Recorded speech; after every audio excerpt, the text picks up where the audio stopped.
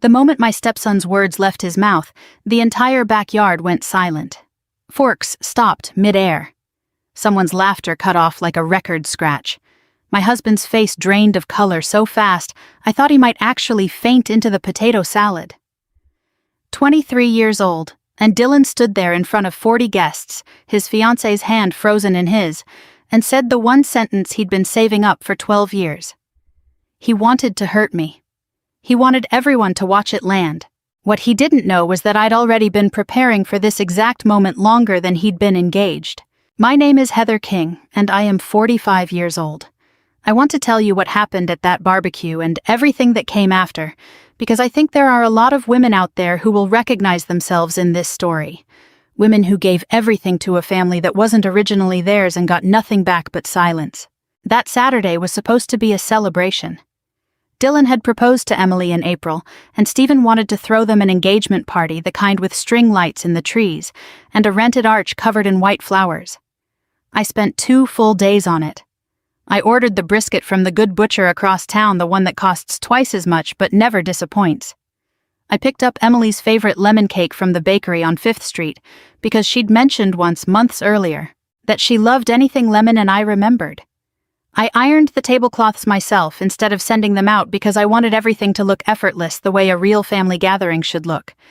Stephen kept telling me to relax, that I didn't have to do so much, but we both knew that wasn't really true. If I didn't do it, it didn't get done. That had been true for 12 years. Stephen and I met 3 years after his first wife, Diane, passed away from ovarian cancer. Dylan was 11 then, quiet and watchful, still grieving in a way children do that adults often mistake for shyness. I never tried to be his mother. I want to be very clear about that because it matters to everything that happened later. I never asked him to call me mom, never tried to replace a woman I'd never met but had come to respect deeply through the photographs that still hung in our hallway. I simply tried to be steady, to show up, to make sure he had lunch money and clean uniforms and someone in the audience at his basketball games. What Dylan didn't know, what almost nobody in that backyard knew, was how much further than showing up I had actually gone. At the party, Stephen stood at the head of the long table with a glass of sparkling cider in his hand, because Dylan doesn't drink, and gave a toast about family. He talked about how proud he was, how far Dylan had come, how much he loved seeing him build a life with Emily. It was a good toast. Stephen has always been good with words when the stakes feel low. He thanked our friends for coming, thanked Emily's parents for raising such a wonderful daughter, and then almost as an afterthought said, "And of course Heather for putting all this together today." That was it. 12 years condensed into 6 words tacked onto the end of a toast about someone else. I didn't say anything. I've learned not to. But Dylan, who'd had 2 beers by then and was riding high on the attention of his own engagement, apparently decided that offhand mention was the perfect opening. "Yeah, well," he said loud enough that the whole yard turned toward him, "let's not pretend Heather's ever really been part of this family the way Mom was." He laughed, but it wasn't a real laugh. It had an edge to it, something that had been sharpening for years. "No offense, Heather, but you'll never be half the woman my real mother was." I felt Emily's hand tighten on his arm. I saw Rachel, Diane's older sister, sitting 2 seats down, not looking surprised at all. I saw Stephen's mouth open and then close again, the way it always did whenever Dylan needed correcting, and Stephen needed courage he didn't have. 12 years of paid tuition, paid insurance, paid medical bills, paid everything. And this is what I was owed in return. A public reminder that I would never measure up to a ghost. I set down my napkin. I didn't cry and I didn't raise my voice because I had spent a long time learning that neither of those things ever changed anything in this family. I looked at Dylan, then at Stephen, and I said the only thing that felt true in that moment. "Good. Then let your father handle everything from here. I've done my part." I don't think anyone else in that yard understood what I meant. To them, it probably sounded like a wounded woman making a dramatic exit line, the kind of thing you say, and then regret the next morning. But Stephen understood. I watched something collapse behind his eyes, a specific kind of dread, because he knew exactly what everything meant. He knew what I had been quietly carrying alone for over a decade, and he knew in that instant that I was finally putting it down. I picked up my purse from the back of my chair, said a polite goodbye to Emily's parents, and walked to my car while the party tried to recover behind me, murmuring someone laughing too loudly to cover the silence. I didn't drive home. I drove straight to the office of Margaret Collins, my attorney and financial advisor for the past 15 years, because some decisions can't wait for morning, and this was one of them. Margaret's office was already closed for the weekend, but she'd given me a key years ago, back when we first started structuring my inheritance, and she always told me the same thing. Heather, some conversations can't wait for business hours. I let myself in, turned on the lamp at her desk instead of the overhead lights, and sat down across from the chair I usually occupied as a client. For the first time in a long time, I let myself actually think about everything I'd built, and everything I'd buried over the past 12 years. I need to explain something before I go further, because I think it's easy to hear "I paid for things" and picture some dramatic gesture, some grand sacrifice made once with fanfare. That isn't what happened. What happened was quieter than that, and in some ways quieter is worse. It seeps into your bones instead of leaving a scar you can point to. When Stephen and I married, he was a good man in a difficult position. He worked in commercial insurance, steady but unspectacular income, and he was still paying off medical debt from Diane's illness. I came into the marriage with something he didn't have: a modest but well-managed inheritance from my parents, invested conservatively since I was in my 20s, plus a consulting career that paid well and asked little of my time. I never flaunted it. I never once in 12 years said the words "I make more than you" out loud, because I understood even early on that Stephen's pride was a fragile thing, especially where Dylan was concerned. The first time I quietly stepped in was Dylan's freshman year of high school. He'd tested into a private academy with a strong science program, the kind of school that could genuinely change the trajectory of a kid's life, but the tuition was nearly $18,000 a year, and Stephen simply didn't have it. I remember him sitting at our kitchen table with the acceptance letter running numbers on a legal pad, his jaw tight in that particular way it got when he felt like he was failing his son. I didn't ask him if he wanted my help. I just told him I'd take care of it, and that we didn't need to make it complicated. He looked so relieved and so ashamed both at once that I never brought it up again. Not once in 4 years did Dylan ever ask how his tuition was covered. He simply believed his father had found a way, because that's what fathers do. That became the pattern. When Dylan turned 16 and needed his own car insurance, I paid it and told Stephen to tell him it was a family discount through Stephen's work. When Dylan needed emergency dental surgery, his sophomore year of college, 4 wisdom teeth impacted and infected nearly $3,000 the insurance wouldn't touch. I transferred the money the same afternoon and let Stephen be the one to call and tell him it was handled. When his laptop died 2 weeks before finals, I ordered a new one overnight. When he graduated with almost $11,000 in credit card debt, he'd never told his father about debt from concert tickets and takeout and a spring break trip he couldn't actually afford. I paid it off quietly through an account Margaret helped me set up, something Stephen and I referred to between ourselves only as the fund. There was more. When Stephen's small side business, a home inspection company he'd tried to start 4 years into our marriage, collapsed under a failed loan, I covered the shortfall so it wouldn't touch our credit. When the house needed refinancing after a rough patch in the market, I was the one who quietly restructured things with Margaret, so Stephen never had to know how close we'd come to real trouble. Every single time Stephen would take my hand, thank me sometimes with tears in his eyes, and say the same thing. "I'll tell him someday. He deserves to know what you've done for this family." Someday never came. Sitting in Margaret's office that night, I finally let myself ask the question I'd avoided for years.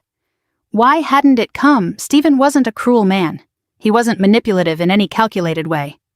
I think if I'm being honest and fair to him, he was simply afraid. Afraid that if Dylan knew the truth, he would stop seeing his father as the provider, the protector, the man who held their small broken family together after Diane died.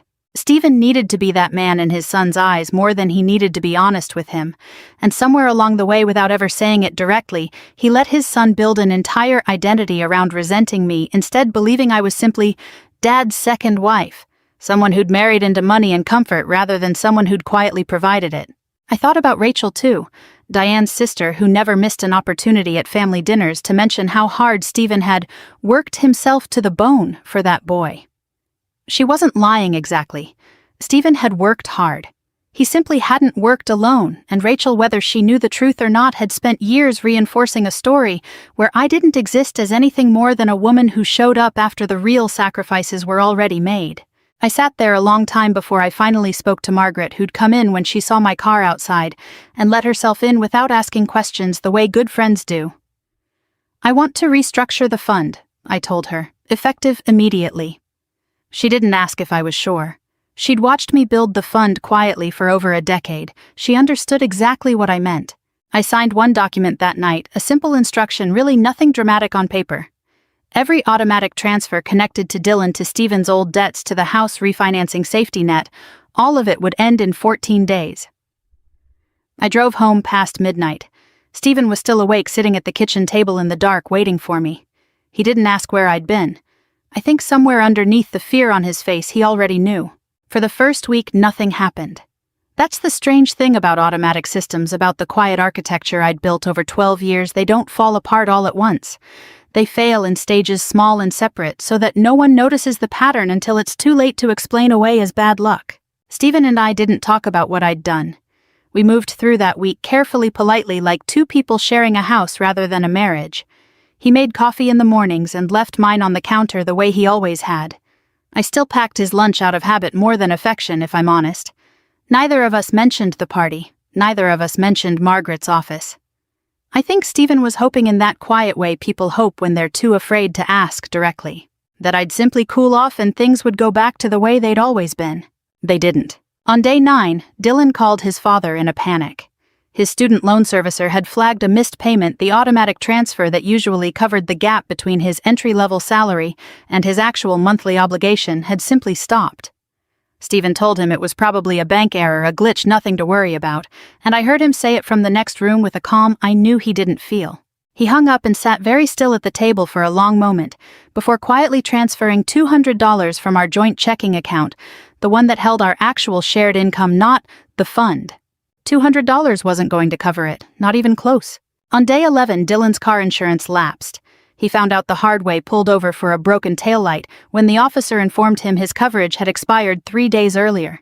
He called Stephen again, more rattled this time, and Stephen promised to look into it, which meant scrambling to find $400 he genuinely did not have sitting around. I watched him quietly cash out part of an old savings bond that week. I didn't say anything. I wasn't trying to punish him, not really. I was simply, for the first time in over a decade, allowing him to feel the actual weight of what he'd been letting me carry. By the second week, it was Emily who started noticing something was wrong, and Emily, unlike Dylan, was the kind of person who paid attention. She and Dylan had moved in together the previous year in a small apartment across town, and she taught 3rd grade at an elementary school not far from us. She was thoughtful in a way I'd always appreciated, quieter than Dylan, more observant. She noticed that Dylan had started coming home from calls with his father looking pale and evasive. She noticed that Stephen, normally warm and talkative at family dinners, had grown tense and short-tempered, the kind of stress that shows in a person's shoulders before it ever reaches their words. When Dylan's health insurance reimbursement for a routine doctor's visit failed to process, another small thread I'd quietly held for years, without either of them knowing, Emily asked him directly what was going on. "I don't know," Dylan admitted. "Dad says it's some kind of accounting mess. He's handling it." Handling it how? Dylan didn't have an answer. Stephen, meanwhile, was drowning. I want to be fair here because I think it would be easy to make him sound careless or cruel, and he wasn't either of those things. He was a man, discovering all at once the true cost of everything he'd allowed himself not to think about for 12 years. He started picking up extra shifts. He quietly asked a coworker about a personal loan. He told Dylan when the home equity payment came due and there wasn't enough to cover it, that there had been an investment delay, a phrase so vague I almost laughed when I overheard him say it on the phone because I knew exactly how much thought had gone into avoiding the truth. What struck me most in that strange, quiet stretch of weeks was how much Stephen still would not say my name. He never told Dylan, "Heather always covered this." He never said, "Your stepmother has been paying your bills since you were 14 years old." Even now, even watching his son's life quietly begin to buckle under financial pressure, it had never had to face before, Stephen chose confusion over honesty. He chose bank mistake over "your stepmother finally stopped." I didn't call Dylan during any of this. I didn't call Emily either, not directly, though I noticed she'd started texting me more than usual. Small, ordinary questions at first, about a recipe, about where I'd gotten the tablecloths for the party, little threads of conversation that felt even then like she was quietly trying to keep a door open between us. I answered warmly because I had no argument with Emily. She hadn't said a cruel word to me in the 2 years I'd known her. She was simply caught without realizing it yet in the middle of something much larger than an argument about tablecloths. It was Emily, in fact, who found the first real thread. She'd started helping Stephen with paperwork one evening, trying to make sense of the accounting mess he kept vaguely referencing, going through old bank statements spread across the kitchen table to see if she could help identify what had changed. She told me later that Stephen had stepped out to take a call, and in his absence she'd noticed something odd in an old folder of financial records he kept for tax purposes, a payment description on a recurring transfer from years earlier. Something she didn't recognize tucked between mortgage records and insurance statements, like it had always belonged there, unquestioned and visible. 3 words on a line item appearing again and again across years of statements. HK Family Holdings. She didn't know yet what it meant, but she wrote it down. Emily didn't ask Stephen about HK Family Holdings right away. She told me later that something in her simply told her to be quiet about it first, to look closer, before she said anything out loud. I think that instinct says a lot about her character. She wasn't looking to start a fight. She was looking for the truth, and she understood somehow that the truth might not be what any of them expected. She began on a Sunday afternoon while Dylan was at his shift, sitting alone at their small kitchen table with her laptop and a growing stack of printed statements she'd quietly gathered from the folder at Stephen's house, the ones he'd left out after their paperwork session. She started with the mortgage records cross-referencing dates, then the insurance documents, then old tax filings from years back, the kind most people file away and never look at again. She found old emails too, an inbox Stephen rarely cleaned out going back nearly a decade. What she found didn't look dramatic on the surface. A wire transfer here, a canceled check there, a recurring monthly deposit into an account she didn't recognize, always arriving 2 or 3 days before some other bill was due. Individually, none of it seemed strange. Families move money around. But Emily is a teacher, and teachers are trained, whether they realize it or not, to notice patterns other people miss. She started laying the documents out chronologically across the table, and slowly a shape began to emerge. Every major financial emergency in the King family for the past 10 years, every single one traced back to the same source. Dylan's private school tuition paid in full every semester for 4 years, traced to HK Family Holdings. The car insurance, family discount. Also, HK Family Holdings. The emergency dental surgery, the replacement laptop before finals, the credit card debt that vanished quietly the summer after Dylan graduated college. All of it the same 3 initials appearing again and again like a signature no one had ever thought to ask about. Even Stephen's failed home inspection business, the one he still occasionally mentioned with a note of quiet embarrassment, had been kept from total collapse by a substantial transfer from that same account.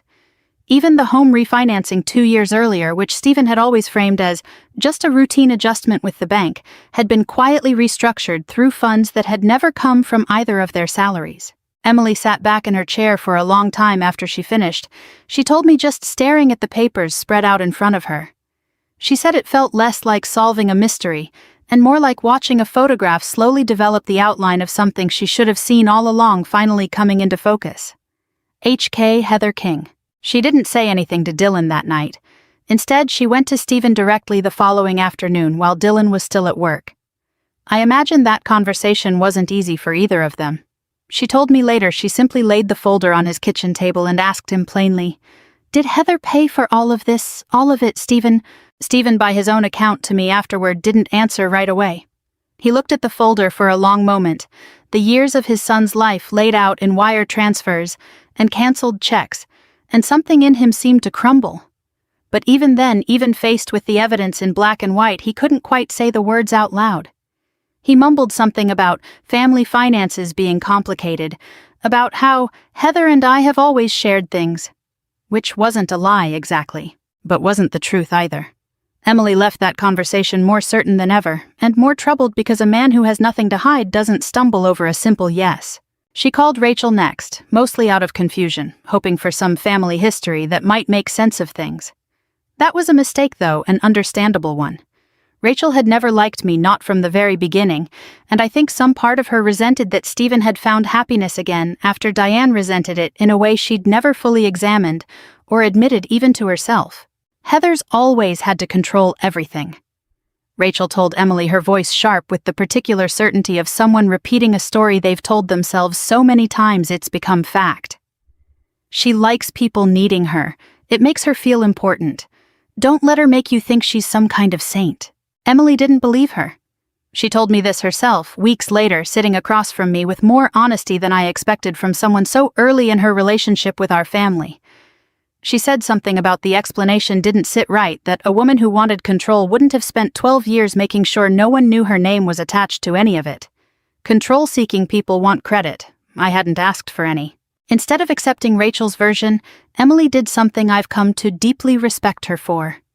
She reached out to me directly and asked if we could talk, just the two of us, away from Stephen and Dylan and the noise of the family.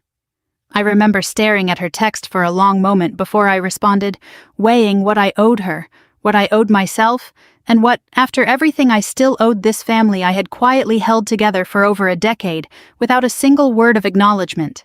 I told her yes.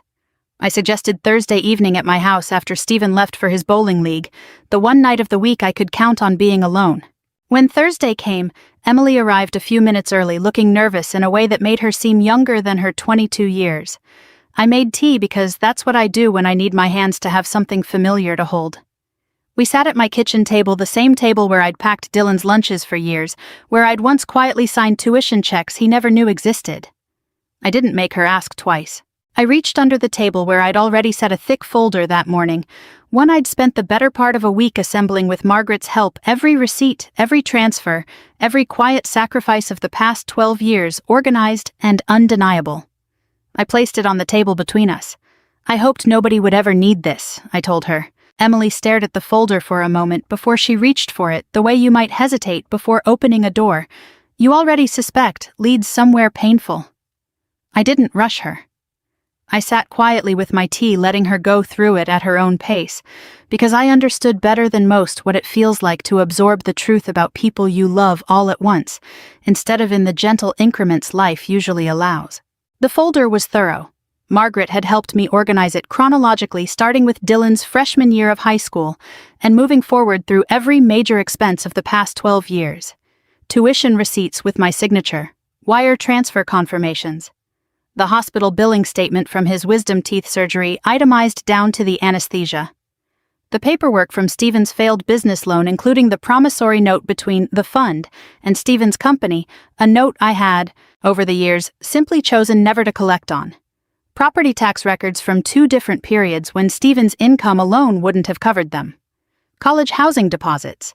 The laptop invoice from 3 days before Dylan's finals, still with the express shipping charge highlighted because I remembered how badly I hadn't wanted him to miss that deadline.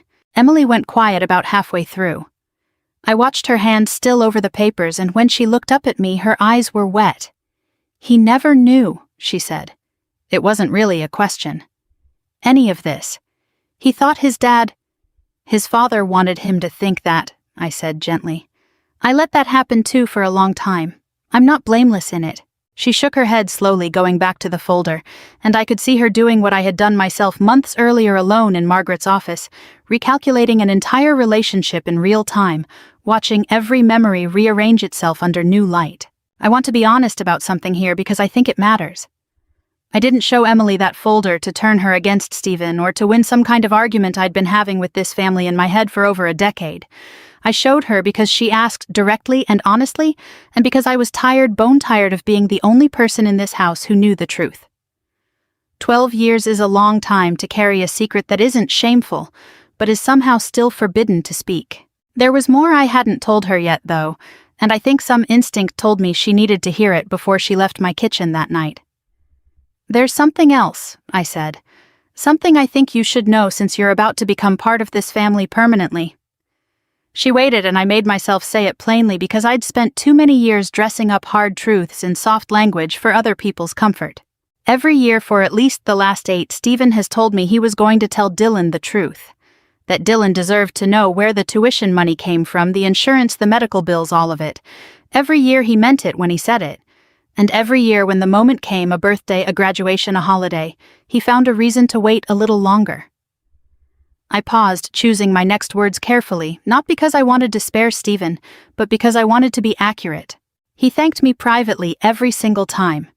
He'd take my hand sometimes, he'd cry, and he'd tell me how grateful he was, how he didn't know what he'd do without me. And then he'd go stand next to his son at whatever celebration we were having, and let Dylan believe his father had built this family alone. Emily's jaw tightened. That's not an accident, not after 8 years. No, I agreed quietly. I don't think it is anymore either. I told her I believed Stephen's fear was real, that I didn't think he was cruel, not in the way some men are cruel, calculating, and cold. I believed he was afraid, genuinely afraid, that if Dylan knew the truth, his son would stop seeing him as a provider, as the man who'd held their small family together after Diane died. I think in some complicated way Stephen needed to be that man in Dylan's eyes, more than he needed to be honest with him. But understanding a man's fear doesn't erase the cost of what that fear did to the people around him. To me. And without either of them realizing it until now, to Dylan too, who had spent years resenting a woman for things she'd actually paid for, and admiring a father for a sacrifice that had never really been his to claim. I never wanted gratitude. I told Emily, and I meant it as plainly as I've ever meant anything. I want to be clear about that because I don't want you walking away from this table thinking I did all this hoping for a parade someday. I didn't. I did it because I loved this family, messy and complicated as it was, and because a 14-year-old boy who'd lost his mother didn't need to also lose his education, his stability, his chance at a normal life. Over money I happened to have, and Stephen happened not to. I never wanted a thank you card for that. I looked at her steadily. I only ever wanted honesty. That's all I asked Stephen for every single year. Just tell him the truth. And every year he chose comfort instead. Emily sat with that for a long moment. The folder closed now beneath her folded hands, and I watched something shift in her expression. Not anger exactly, though there was anger in it, but something closer to clarity. I think in that moment she finally understood something I had come to understand myself only a few weeks earlier, alone in a law office at midnight. The real betrayal in this family had never been Dylan's cruelty at that barbecue. Dylan was 23, spoiled by circumstance, misinformed by a decade of silence. He had no way of correcting on his own. He'd been given a false story and asked to believe it, and he had, because why wouldn't he trust his own father? No. The real betrayal, the 12-year one, belonged entirely to Stephen. Emily was quiet for a while longer before she finally spoke again, her voice careful, like she was testing the weight of the question before she let it out loud. Can I tell him, Dylan? Can I tell him the truth? I thought about that for a long moment. Not because I doubted whether he deserved to know he did, he always had, but because I understood in a way Emily perhaps didn't yet, that truth delivered to someone who isn't ready for it can do as much damage as the lie itself. Only if he's finally ready to hear it, I told her. Not to defend himself, not to argue, just to listen. Emily nodded slowly, gathering the folder carefully into her bag, as though it were something fragile, something that deserved to be handled with more care than it had ever been given. 3 weeks passed before the next family gathering, a formal engagement dinner Emily's parents had offered to host at their house, the kind of event with cloth napkins and assigned seating, and a photographer hired for an hour to capture the toasts. Both families were invited. Stephen and I arrived together, though we'd barely spoken more than logistics in the days leading up to it. I still didn't know walking through Emily's parents' front door that evening, whether she'd already told Dylan what she'd learned, or whether she was waiting for a moment none of us had agreed on yet. I found out at the same time everyone else did. Dinner went smoothly at first. Emily's mother had done a beautiful job with the table candles down the center place cards in careful cursive. Rachel sat near the far end, close enough to watch me, but not close enough to speak directly, which suited me fine. Dylan looked happier than I'd seen him in weeks. Some of the earlier financial panic apparently smoothed over, though I suspected Stephen had simply found new ways to keep patching the holes, rather than any real resolution. Stephen, for his part, seemed determined to reclaim the narrative of the evening. When the moment came for toasts, he stood, raised his glass, and began speaking with the practiced warmth of a man who has given this particular speech in slightly different forms many times before. He talked about Dylan as a boy, about Diane, about how proud she would be tonight. He talked about resilience, about how their small family had weathered so much together and come out stronger. And then he said the line I'd heard some version of at nearly every family event for over a decade. Everything our family has built, we built together. I sat very still. I didn't look at Stephen. I looked at my hands folded in my lap, and I said nothing because I had already decided weeks earlier in Margaret's office that I was done being the one to correct the record out loud. I had done my part. I had shown Emily the truth because she'd asked for it honestly. What happened next was not mine to orchestrate. Emily stood up. She did it calmly without drama the way she does most things, and asked the room politely if she could add something to the evening since it concerned all of them. Her mother looked puzzled, but nodded, assuming perhaps a sentimental addition to the toasts. Emily walked to the small table near the window where she'd set up her laptop earlier under the pretense of showing engagement photos later in the evening, and turned the screen so the room could see it. Projected larger on the blank wall beside the fireplace through a small portable projector her father had apparently helped her set up without asking questions. The first slide was simple, a single word, family. The second slide was a photograph of a tuition receipt from Dylan's freshman year of high school, the payment source blacked out, except for 3 letters. HK. I heard Rachel shift in her seat. The third slide was the car insurance transfer. The fourth, the dental surgery. Emily moved through them steadily without commentary, at first letting the documents speak for themselves the way she'd once let them speak to her alone in her kitchen weeks earlier. Photos of wire transfers. A photo of the home refinancing paperwork. Each one landing in the silent room like a stone dropped into still water, the ripples spreading outward, reaching every face at that table one by one. Dylan's expression changed slowly, not all at once. I watched him go from confusion to something like recognition to a kind of stillness I'd never seen on him before, not even at the barbecue. He looked at the screen, then at his father, then finally at me. The last slide was simple. A spreadsheet cells filled in chronologically across 12 years, every emergency, every tuition payment, every quiet rescue, with a single column at the end labeled source. Every single row all the way down read the same name, Heather King. The room was silent in a way I've never experienced before or since, not the awkward silence of the barbecue months earlier. Something heavier, something that felt oddly like relief finally breaking through a wall that had stood far too long. Rachel tried to speak first, some reflexive defense forming on her lips, something about context, about not understanding the full situation, but Emily, still standing by the projector, cut through it gently but firmly. Then why, she asked, looking not at Rachel but at the table as a whole, at Stephen specifically, didn't anyone ever thank her, not once in 12 years? No one answered. Dylan's fork sat untouched on his plate. Stephen's face had gone the same pale color it had that day at the barbecue, except this time there was no toast to hide behind, no crowd noise to soften the moment.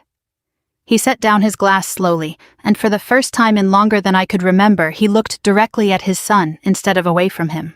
"Because I was afraid," Stephen said, and his voice cracked in a way I hadn't heard since Diane's funeral all those years ago. "I was afraid that if you knew the truth, if you knew everything your stepmother did and everything I didn't, you'd stop seeing me as your father. You'd see me as someone who couldn't take care of you, and I couldn't survive that. Not after your mother. Not after everything we'd already lost." It was, I think, the most honest thing Stephen had said in this family in over a decade, and it took a room full of witnesses and a spreadsheet on a borrowed projector to get there. Dylan pushed his chair back slowly and stood, and for a moment I genuinely didn't know what he was going to do. He wasn't an impulsive person, not usually, but he'd had a lot thrown at him in the span of 10 silent minutes, and I braced myself for anger for the same sharp edge he'd used against me at the barbecue. Instead, he walked toward me. He stopped in front of my chair, and for the first time in the 12 years I had known him, Dylan King, 23 years old, engaged, intelligent, and finally seeing me clearly, could not find a single word to say. Several months passed after that dinner before things settled into something resembling peace, and I want to be honest about that stretch of time because I think it would be dishonest to pretend the truth coming out fixed everything overnight. It didn't. Truth rarely works that fast. What it did was give everyone in this family the chance to finally start telling an accurate story, and from there slowly to build something real on top of it. I never demanded an apology from anyone. I want to be clear about that because I think people sometimes expect a woman in my position to want a dramatic reckoning, tears and grand gestures, and everyone falling over themselves to make amends. That was never what I was after.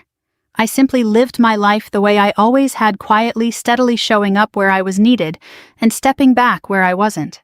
The difference now was that the people around me finally understood what showing up had actually cost me all those years. Stephen started counseling about 6 weeks after the dinner on his own initiative, which surprised me more than I let on. He'd never been a man inclined toward that kind of self-examination, but something about that night at Emily's parents' house had cracked something open in him that couldn't be closed again. He came to me one evening, sat across from me at our kitchen table, the same table where I'd once signed tuition checks in secret, and told me he understood now that his silence hadn't been protecting our family. It had been protecting himself at my expense for over a decade. He didn't ask me to forgive him that night. He simply said he wanted to earn something closer, to trust slowly, honestly, without expecting credit for finally doing what should have been done years earlier. I appreciated that he didn't rush me toward forgiveness. Some things need time to settle before they can be trusted again. Dylan's changes were quieter, but in some ways more striking. Within a month of that dinner, he sold the truck he'd financed the year before, the one Stephen had quietly co-signed for without telling me, and bought something modest and paid off instead. He picked up a second job on weekends working the front desk at a gym near his apartment, and started making his own loan payments for the first time in his adult life. He never made a show of it. He never once mentioned it to me directly, as if he understood correctly that grand gestures weren't what I'd ever wanted from him. What he did instead was show up. Every Saturday morning without fail, Dylan started coming by the house. Not for money, not for anything really except coffee and conversation, sitting across from me at the same table where he'd once eaten lunches I'd quietly paid for without his knowledge. At first our conversations were careful, a little stiff, both of us finding our footing in a relationship we were essentially building from scratch, 12 years after we should have started building it honestly. But over time, something genuine grew in that space. He asked me questions about my own life, my childhood, my parents, things he'd never once thought to ask in over a decade of living under the same roof as me. One Saturday, a few months into this new rhythm, he set his coffee cup down and was quiet for a long moment before he spoke. "I spent years comparing you to someone who wasn't even here anymore," he said. "That wasn't fair to either of you, not to my mom and not to you." I felt something loosen in my chest, something I'd been holding tight for so long I'd almost forgotten it was there. "You never had to choose between loving your mother and respecting me," I told him. "Those were never the same thing, Dylan. They never had to compete." He nodded slowly, and I could see him actually absorbing that, maybe for the first time. Months later, at Dylan and Emily's wedding on a warm evening in a backyard, not unlike the one where all of this had started, Dylan stood to give his speech. I watched him from my seat near the front, Stephen's hand, finding mine somewhere along the way, and I braced myself out of old habit for whatever he might say. He talked about Emily first, about her patience, her honesty, the way she'd taught him more about integrity in a few months than he'd learned in years. And then he turned and looked directly at me. "There's someone else I need to thank tonight." He said, his voice steady in a way that told me he'd rehearsed this, that he'd wanted to get it right. "The strongest woman in my life never once asked me to call her mom. She never asked for anything, actually. She simply showed me every single day for 12 years what a real parent looks like. I just wasn't paying attention until recently. I'm paying attention now." I cried quietly at that table, the kind of crying that doesn't need to be hidden. And Stephen took my hand and held it through the rest of the speech, his own eyes wet, and for the first time in a very long time, I felt like the years of quiet sacrifice had finally been seen for what they were. Not a burden I'd carried alone. A foundation finally acknowledged that this family had been standing on all along. I think about that barbecue sometimes, the one where this all began, where Dylan told me I'd never be half the woman his mother was. I don't feel angry about it anymore. I understand now that he was a young man carrying a story he didn't write, believing a version of his family that had been handed to him in silence. I don't need him to compare me to Diane, and I never did. I only ever needed honesty. Love, I've learned, doesn't need recognition to be real. But respect should never be optional. Not in any family, not for any woman who has quietly held everyone else together. If you've made it this far with me, I want to know where this story finds you tonight. Have you ever carried something heavy for a family that never fully saw you? Leave a comment below, and let me know where you're watching from. I read every single one. We share stories like this one every day here, so if it moved, you consider subscribing so you never miss a moment like this.